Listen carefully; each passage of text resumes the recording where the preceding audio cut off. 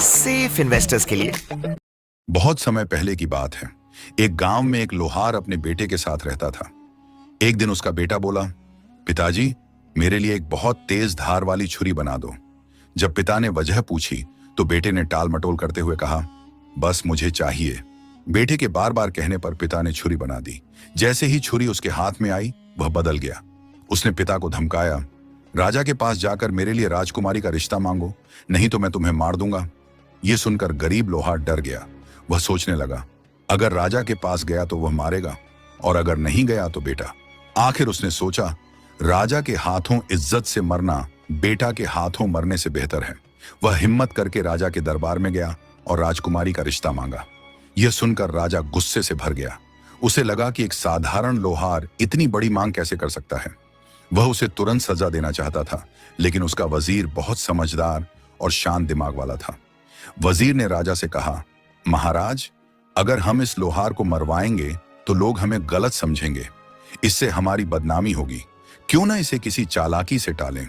फिर वजीर ने लोहार से कहा, हम तुम्हारे बेटे की शादी राजकुमारी से करने को तैयार हैं, लेकिन एक शर्त है, तुम्हारा बेटा ऐसा काम करे जो आज तक किसी ने ना देखा हो और ना सुना हो। यह सुनकर लोहार खुशी से जिंदा घर लौटा और भगवान का धन्यवाद किया।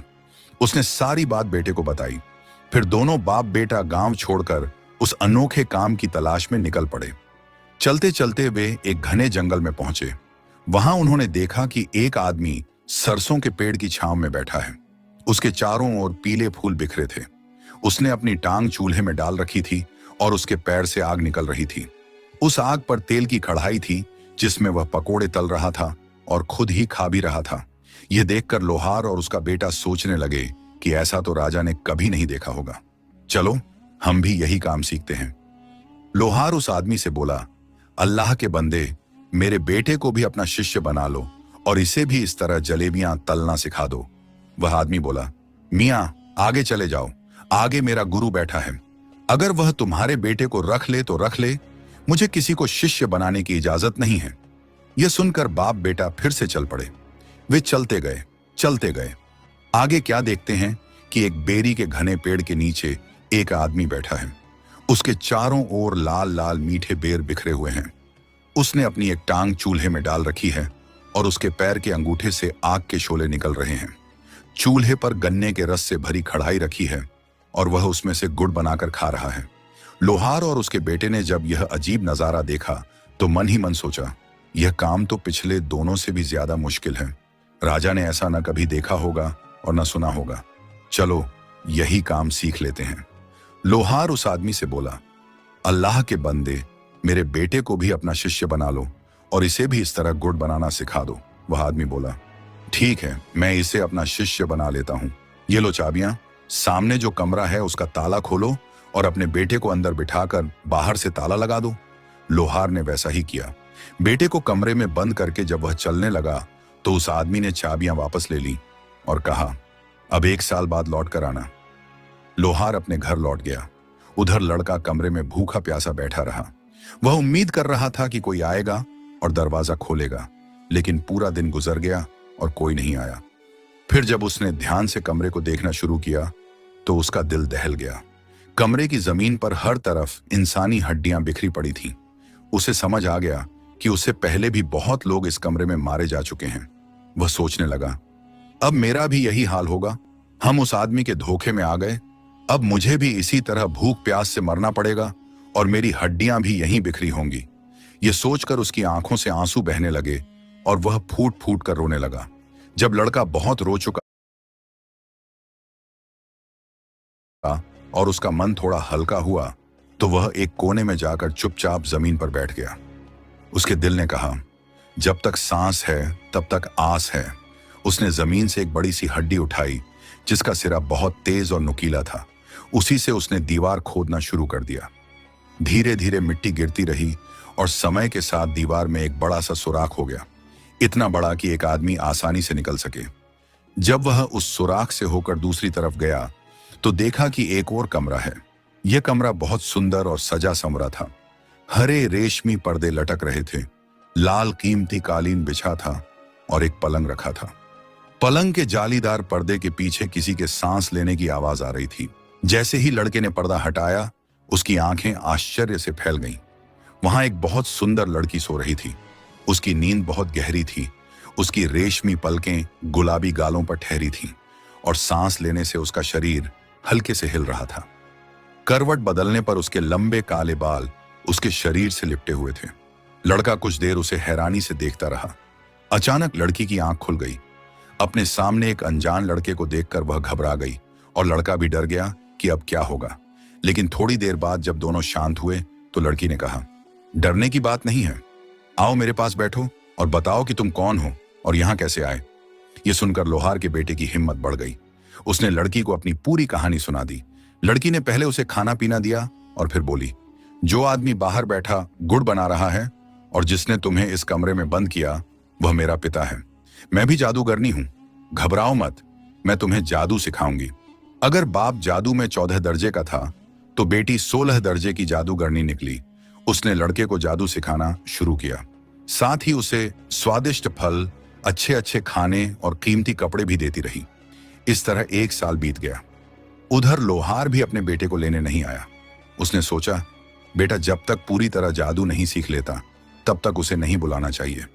इस बीच लड़का उस सुंदर जादूगरनी से लगातार जादू सीखता रहा और कुछ ही समय में बहुत बड़ा जादूगर बन गया। 2 साल बाद लोहार फिर से वहां आया। उसने देखा कि वही आदमी अभी भी बेरी के पेड़ के नीचे उसी तरह बैठा है। चारों तरफ मीठे बेर बिखरे हैं। वह अपनी एक टांग चूल्हे में डाले बैठा है। पैर के अंगूठे से आग निकल रही है और वह उसी तरह गुड़ बनाकर खा रहा है। लोहार ने पूछा, अल्लाह के बंदे, अक्का फिर से मेरे जूते पहन रहे हो? अरे अप्पा ने कहा था। लोहार ने पूछा, अल्लाह के बंदे, मेरा बेटा कहाँ है? 2 साल पहले मैं उसे तेरे पास छोड़ गया था। वह आदमी बोला, मैं तो 2 साल से यहीं बैठा हूं, गुड़ बनाकर खा रहा हूं। न मुझे फुर्सत मिली न मैंने जाकर देखा। तू ही अपने हाथ से उसे सामने वाले कमरे में बंद करके गया था। उस आदमी ने लोहार को चाबियां देते हुए कहा, ये ले कुंजियां, अपने हाथ से ताला खोल और अपने बेटे से मिल ले। यह सुनकर लोहार घबरा गया। उसके चेहरे का रंग उड़ गया। उसे लगा कि 2 साल बाद अब तो सिर्फ बेटे की हड्डियां ही मिलेंगी। जिंदा मिलना नामुमकिन है। वह मन ही मन उस गुड़ खाने वाले आदमी को कोसता हुआ तेजी से कमरे की ओर भागा। जैसे ही उसने ताले में चाबी डाली, कमरे के अंदर बैठी लड़की ने ताले की आवाज सुनी। वह लड़के से बोली, अगर मेरा बाप आया है तो हम दोनों मारे जाएंगे, लेकिन अगर तेरा बाप है तो हम बच जाएंगे। लोहार ने दरवाजा खोला तो कमरा खाली था। फिर वह दीवार के उस सुराख से दूसरे कमरे में गया तो देखा कि सामने पलंग पर उसका बेटा और एक सुंदर लड़की बैठे हैं। अपने बेटे को जिंदा देखकर लोहार की जान में जान आई। वह दौड़कर बेटे से लिपट गया और भगवान का शुक्र अदा करने लगा। बेटे ने फिर लड़की से बाप का परिचय करवाया। पूरी सच्चाई जानकर लोहार हैरान रह गया और लड़की का दिल से शुक्रिया अदा किया कि उसने उसके बेटे की जान बचाई। तब लड़की बोली, अब बचने का एक ही रास्ता है। तुम बाहर जाओ और जोर जोर से रोते हुए कहो कि मेरा बेटा भूख प्यास से मर गया। तुमने उसे कमरे से निकाला ही नहीं। अब मुझे बस इतनी इजाजत दे दो कि उसकी हड्डियां एक कपड़े में बांधकर दफन कर सकूं। लोहार उसी तरह रोते पीटते कमरे से बाहर गया जैसे लड़की ने बताया था। उसने दुहाई दी, हाय हाय मेरा बेटा मर गया, कम से कम उसकी हड्डियां तो दे दो ताकि मैं उसे दफना सकूं। यह सुनकर बाहर बैठा जादूगर बोला, हाँ ले जा हड्डियां, मैंने उनका क्या करना है। बूढ़े जादूगर ने हड्डियां ले जाने के लिए लोहार को एक बड़ी सी सफेद चादर भी दे दी। लोहार फिर से कमरे में गया और लड़की की बताई तरकीब के मुताबिक अपने बेटे को चादर में लपेट लिया। जब वह बेटे को कंधे पर उठाकर कमरे से बाहर निकलने लगा तो लड़की ने उसे समझाया, एक बात गांठ बांध लो, मैंने जो जादू तुम्हारे बेटे को सिखाया है उसकी मदद से रास्ते में कोई कमाई या चमत्कार दिखाना मत शुरू कर देना। अगर मेरे बाप को जरा भी शक हुआ तो वह तुम दोनों को नहीं छोड़ेगा। घर पहुंचने के बाद जो करना हो करना। लोहार ने लड़की से कहा, बेटी तू भी हमारे साथ चल, इस जालिम बाप की कैद से आजादी पाले। लेकिन लड़की ने मना कर दिया और बोली, अगर मैं साथ गई तो हम तीनों पकड़े जाएंगे, तुम्हें भी आजादी नहीं मिलेगी, और वैसे भी मेरा जीना मरना अब यहीं है, मैं कहां जाऊंगी। लोहार बेटे को चादर में लपेटे कंधे पर उठाए कमरे से बाहर निकला। जाते जाते उसने चाबियों का गुच्छा दूर से ही उस जादूगर की तरफ फेंक दिया, जो अब भी पहले की तरह बैठा गुड़ बना रहा था और खा रहा था। जादूगर ने उसकी तरफ ध्यान नहीं दिया, बस चाबियां उठाई और फिर अपने काम में लग गया। जब लोहार और उसका बेटा जंगल में काफी दूर निकल आए तो एक जगह रुककर बेटे को नीचे उतारा और चादर से बाहर निकाला। दोनों ने मिलकर भगवान का शुक्र अदा किया कि उनकी जान बच गई। फिर दोनों ने दोबारा सफर शुरू किया। वे चलते गए और आखिरकार जंगल से बाहर निकल आए। अब लोहार और उसका बेटा जंगल से बाहर निकल आए। उनके सामने हरे भरे खेत फैले हुए थे। चलते चलते उन्होंने देखा कि एक रहट चल रहा है, बैल कुएं से पानी खींच रहा है और पास ही एक किसान खड़ा है। लोहार का बेटा बोला, पिताजी, अब मैं आपको अपना जादू दिखाता हूं। मैं एक मंत्र पढ़कर बैल बन जाऊंगा। आप मुझे किसान के हाथ बेच देना, लेकिन ध्यान रखना मेरा रस्सा मत बेचना। इतना कहकर लड़के ने मंत्र पढ़ा और तुरंत ही बैल बन गया। फिर दोनों किसान के पास पहुंचे। किसान ने जब इतना तगड़ा और मजबूत बैल देखा तो पूछा, बाबा जी, क्या आप बैल बेच रहे हैं? लोहार ने कहा, हाँ। किसान ने पूछा, कितने में दोगे? लोहार बोला, 500 रुपये में। किसान थोड़ा सोचने लगा तो लोहार बोला, तू पहले इस बैल को रहट से जोड़कर देख ले, अगर तुझे अच्छा लगे तो खरीद लेना। किसान ने बैल को रहट से जोड़ा और बैल ने बहुत अच्छा काम किया। वह पहले से ज्यादा पानी निकालने लगा। किसान खुश हो गया और बैल खरीदने को तैयार हो गया। लोहार ने कहा, लेकिन मैं बैल के साथ रस्सा नहीं दूंगा। किसान बोला, कोई बात नहीं, तुम अपना रस्सा उतार लो, मैं नया ले लूंगा। किसान ने 500 रुपये दिए और बैल खरीद लिया। लेकिन थोड़ी दूर जाने के बाद बैल ने दौड़ लगा दी और सीधा लोहार के पास पहुंचा। वहां जाकर वह फिर से लड़का बन गया। थोड़ी देर बाद किसान हांफता कांपता डंडा लेकर आया और बोला, बाबा, क्या आपने मेरा बैल देखा है? लोहार बोला, अरे भाई, बैल तो मैं तुम्हारे हवाले करके आया था, अब वह कहां गया मुझे क्या पता। बेचारा किसान सोच भी नहीं सकता था कि जो लड़का लोहार के साथ चल रहा है वही असल में उसका बैल था। किसान हैरान परेशान लौट गया। इस तरह लोहार और उसका बेटा जादूगरनी की नसीहत भूलकर रास्ते में ही जादू से कमाई करने लगे। अब लोहार और उसके बेटे को अपनी गलती का परिणाम भुगतना पड़ा। जालिम जादूगर को यह पता चल गया कि लोहार का बेटा न सिर्फ उसकी कैद से बच निकला है, बल्कि उसकी अपनी बेटी ने। मुझे लगा सेविंग्स अकाउंट पर 2.5% इंटरेस्ट नॉर्मल है, फिर पता चला लोग 5.5% इंटरेस्ट कमा रहे हैं हर दिन। कैसे?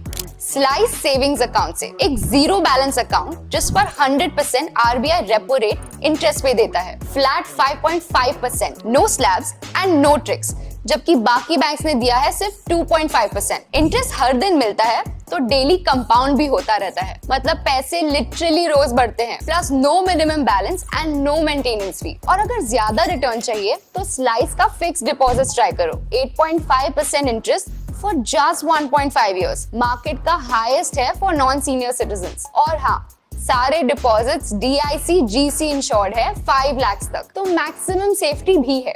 जब बाकी बैंक्स सिर्फ 2.5 to 3% इंटरेस्ट देते हैं, why not on double? So go open your Slice savings account and Slice FD today and double your money just by making a simple switch.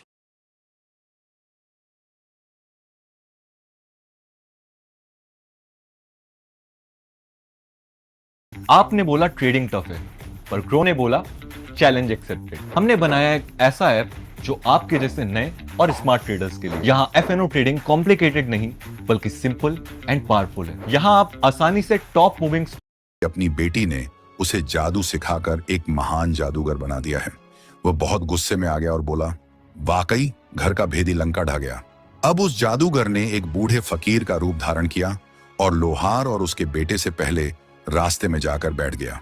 उधर लोहार का बेटा, जो अपनी कामयाबी से खुश था, उसने फिर से रूप बदलने की सोची।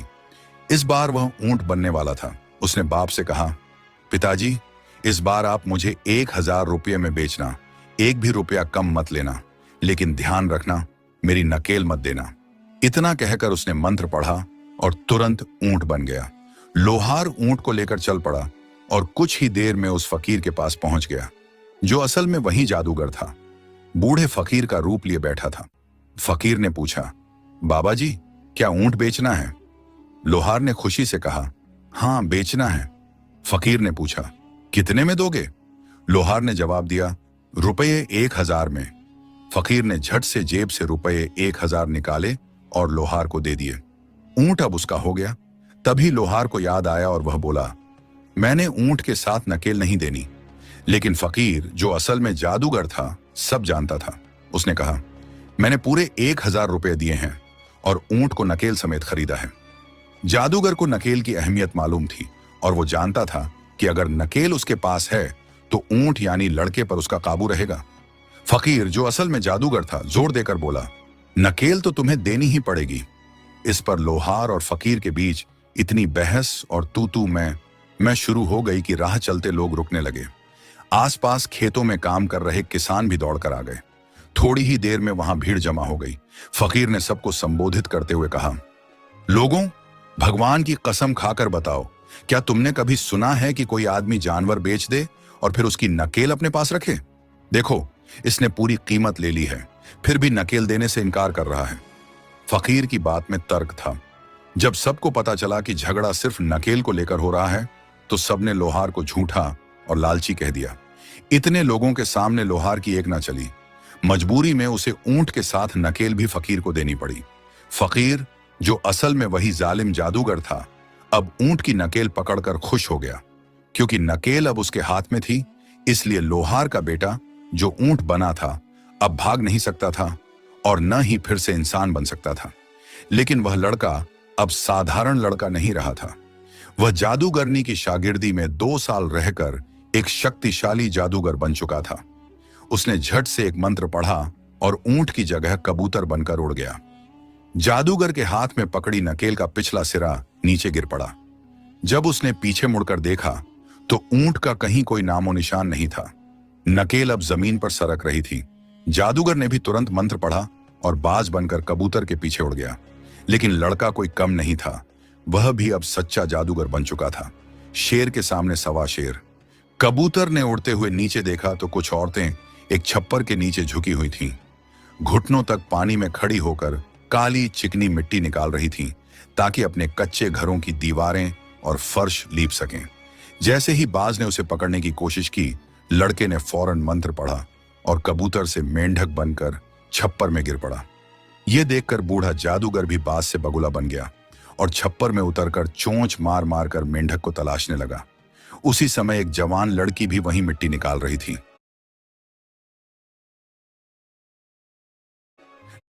लड़के ने फिर मंत्र पढ़ा और मेंढक से छल्ला बनकर लड़की की उंगली में चला गया।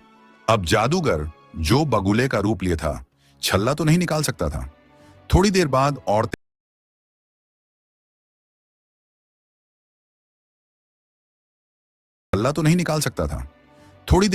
औरतें मिट्टी से भरी टोकरी सिर पर रखकर अपने घरों की ओर चल पड़ी। बगुला उनके सिरों के ऊपर ऊपर उड़ता रहा। जब वह लड़की अपने घर पहुंची तो जादूगर फिर से फकीर का रूप धरकर उसकी चौखट पर जा पहुंचा और आवाज लगाने लगा। लड़की उस वक्त आटा छान रही थी। उसने दरवाजा खोला। फकीर बोला, बेटी, मुझे आटा नहीं चाहिए, मुझे तो वो छल्ला चाहिए जो तेरे दाएं हाथ की छोटी उंगली में है। यह सुनकर लड़की को बहुत गुस्सा आया। वह फकीर को बुरा भला कहने लगी और बोली, तू कौन होता है मुझसे छल्ला मांगने वाला? उसकी आवाज सुनकर उसकी मां भी दरवाजे पर आ गई। जब मां को असल बात का पता चला तो वह बहुत नाराज हुई। शक करने वाली औरत थी। उसने बेटी को डांटा और गालियां दी। वह बोली, तू तो मिट्टी लेने गई थी, फिर उंगली में छल्ला कहां से आ गया? बता, किसने दिया है तुझे ये छल्ला? इसे फौरन उतार और फेंक दे। अभी तेरे बाप से कहती हूं और तुझे सजा दिलवाती हूं। डर के मारे लड़की ने रोते हुए अपनी छोटी उंगली से छल्ला उतारा और फेंक दिया। फकीर, जो असल में जादूगर था, उसी मौके का इंतजार कर रहा था। उसने जैसे ही छल्ले की तरफ हाथ बढ़ाया, लड़का फिर से मंत्र पढ़कर कबूतर बन गया और उड़ गया। जादूगर भी फौरन फकीर से बाज बन गया और उसके पीछे उड़ चला। उड़ते उड़ते वे राजा के महल तक जा पहुंचे। उस वक्त राजा कचहरी में बैठा था। एक कमाल की चीज दिखाता हूं तुम्हें, ये देखो। लड़का उड़ता हुआ कबूतर से सोने का तार बनकर राजा के ताज के अंदर गिर गया, ताकि बाज उसे वहां से ना निकाल सके। जादूगर फिर फकीर बन गया और राजा के सामने जा खड़ा हुआ। उसने ऊंची आवाज में कहा, राजा जी, मुझे वो सोने का तार दे दो जो तुम्हारे ताज के अंदर है। राजा हैरान रह गया, सोचने लगा, मेरे ताज में भला सोने का तार कहां से आ गया? उसने ताज में हाथ डाला तो सोने की एक तस्बीह माला हाथ में आ गई। जैसे ही उसने तस्बीह निकाली, वो अचानक टूट गई और उसके सारे मन के जमीन पर गिरकर बिखर गए। फकीर फौरन मूर्ख का रूप बनाकर उन मोतियों को चुगने दौड़ा। तभी लड़के ने फिर मंत्र पढ़ा और मनकों से बिल्ली बन गया, और जैसे ही मौका मिला उसने झपट कर मुर्गे बने जादूगर को मार डाला। राजा बहुत हैरान और परेशान था। ऐसा अजीब और चमत्कारी दृश्य उसने अपनी जिंदगी में पहले कभी नहीं देखा था। उधर जब लड़के ने जादूगर को मार दिया तो वह फिर से अपने असली रूप में आ गया और राजा के सामने जाकर आदाब किया। राजा अभी भी हैरत में डूबा हुआ था। बड़ी मुश्किल से उसने पूछा, यह सब क्या है? उसकी आवाज धीमी और दूर से आती हुई लगी। लड़के ने विनम्रता से कहा, महाराज, बताइए, क्या आपने ऐसा चमत्कार पहले कभी देखा या सुना है? राजा ने अपने मुंह पर उंगली रखकर कहा, नहीं, कभी नहीं। तब लड़के ने कहा, अब आप अपना वादा याद कीजिए जो आपने मेरे पिता से किया था। मैं उसी लोहार का बेटा हूं। मैंने आपकी दी हुई चुनौती सबके सामने पूरी की है। अब आप भी अपना वादा निभाइए और राजकुमारी का रिश्ता मुझे दीजिए। राजा के पास अब कोई चारा नहीं था। उसे वादा निभाना पड़ा और उसने अपनी बेटी की शादी लड़के से तय कर दी। कुछ दिन बाद लोहार अपने बेटे की बारात लेकर राजा के महल पहुंचा। बड़ी धूमधाम से शादी हुई। लोहार का बेटा अब राजा का दामाद बन गया। क्योंकि राजा का कोई बेटा नहीं था, उसने लोहार के बेटे को अपना उत्तराधिकारी घोषित कर दिया। कुछ सालों बाद जब राजा की मृत्यु हुई तो लोहार का बेटा राजगद्दी पर बैठा और बहुत शान से पूरे राज्य पर राज करने लगा। ये कहानी आपको कैसी लगी कमेंट करके अपनी राय